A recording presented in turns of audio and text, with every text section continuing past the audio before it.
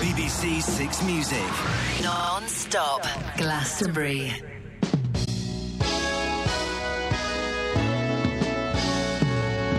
Adam and Joe in Glastonbury, back together in perfect harmony with our all-weather gear and beer. We're here with the BBC.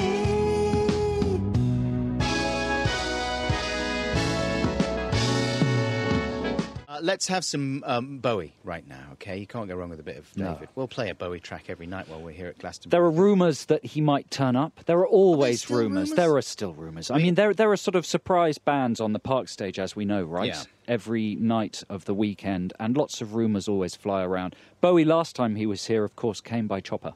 Did he? Was the sound of the rotor blades. This year, the rumours are that he's actually being airlifted in by 40 remote control helicopters strapped to a suit. Wow. And he's just going to be lowered into the middle of the crowd. I heard that he was tunnelling up from the centre of the Earth. Really? Where his base is. Really? Yeah. And he was going to explode on a plume of volcanic goop. I heard he was in the spaceship things from the film The Core, and it was being piloted by Hilary Swank. That's what I heard. Yeah. I think that's, so fingers crossed. I think that's I what mean, he's it doing. sounds outlandish, but you never know. The other thing I heard was that they had specially seeded a rain cloud so that it could hold a man. Really? And he's actually going to rain. They've changed the density of the cloud so that it will hold Bowie and then they will guide the cloud Well, he'll hurt down. him. He'll hurt himself when he lands, won't he? No, If he because the falls. cloud will come right down. Ah. And then he'll come over. Well, it's exciting, isn't it? Who knows whether any of that will happen? I do. It will. Happy 40th birthday, Glastonbury Festival. It's nice. It's a momentous year in many ways, not least because it's the 40th birthday of Glastonbury, but obviously because of the sport ball. Yeah, everyone out there knows that me and Adam are big football fans. We love the footy, so this is a very exciting time of year for us. We live for the game. We live for the game. Football, the great game, the beautiful game. The gentleman's game. Sport of kings. Sport of kings. Sport King of sports. Sport of kings. Shut up. Sport of kings. We love sport the of kings, violence, sport of kings. which, unfortunately, there's no violence anymore, really. I was reading a thing in the paper that said that British fans have been extraordinarily well-behaved in South Africa, and, of course, that's a brilliant, brilliant thing. And, it's not just great that there's all the sport ball going on. Also, it's in South Africa, mate. So it's a nice opportunity to talk like that, like a real South African, out of respect to the people of South Africa. That is very respectful. And if you don't do the accent, well, that's not respectful. You'd expect the same if they came to this country, wouldn't you? To do the accent. I don't think I can even engage with that accent. So have you been watching all the games and getting all excited? I've tried to avoid it. What? I've tried to avoid it. Because too excited? Well, I've been working, but in central London, so it's hard because huge cheers go up whenever anything happens. So, you get forced to check it out At on the the moment, internet. so far it's been, oh! Those have been the main cheers I've heard. That's a little in-joke, I think. Is it? Yeah, because I think they've been doing badly. Oh, they who, England? Yeah. No, they've been doing all right. Have they? Yeah, they've done one bad one, and now they've done a good one. Sure, I heard they'd done two bad ones. No, they've done one bad one where they done one, then they've done the other one's one in their one. Yeah. Right?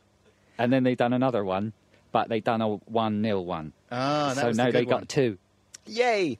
Right, James? The other day... That's good, man. That's good. That's good. Come on. That's The first good game was analysis. 1-0, wasn't it? No, it was 1-1. Only England scored the other one on the other's behalf, right? They put one in for them. Yeah? Yeah, he pushed it in with his, didn't he? Yeah. With his fist. And then the other one, everyone thought they were going to go out and it was going to be a big stinky winky. But in the end, they'd done all right. They've done a good one. And they've done one. Have you watched any... So you haven't watched any of the coverage. The other day I turned the TV on about an hour before the game on Wednesday, the good one that they've done. And it was Gary Lineker was on there. He does this sport programme. That's the big chant on the terraces. Sport? What? They done a good one. Yes, It's good. yes. You done a good one. You done it in the goal. Ooh. I turned on the telly and there was Gary Lineker, right? And football progs now, it's like the news. It's like they're covering the election or something. It's very serious. Dead serious. And at one point, he said we're interrupting this programme to bring you some breaking news. And then a news flash came on. Yes. And I was thinking, what the hell's going on? And it was all in like the BBC News graphics and stuff. And it was a lady saying an extremely strong virus has broken out. Symptoms include quickening of the. At this point, I'm thinking this is real. It's outbreak. What's happening?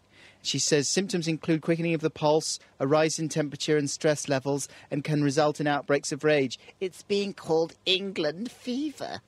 And then they had pictures of flags, and I was totally suckered into it. No. Yeah, and then they cut back to the studio, and Gary said, well, I think I've got that. Gary. And then they had this thing, like they had a comment from an old football manager. I don't know who it was, like Ron Penalties or whatever. And they'd shot him in a... Like in the olden days, presumably they would have just cut to a studio with like a picture of a ball behind him, and he would have said, yeah, the team's doing well, but they need to concentrate on the corners and polish their studs. But this time, they had this guy, and they'd shot him in a moodily lit locker room or something, and it was all flash camera work, like he was framed to the extreme right of frame and stuff, and there was lots of impressionistic wipes and... fast cuts to like close-up shots of bags and football studs and whatever, and there was piano music playing underneath all his bon mot and words of wisdom and stuff. Here's the kind of thing I'm talking about.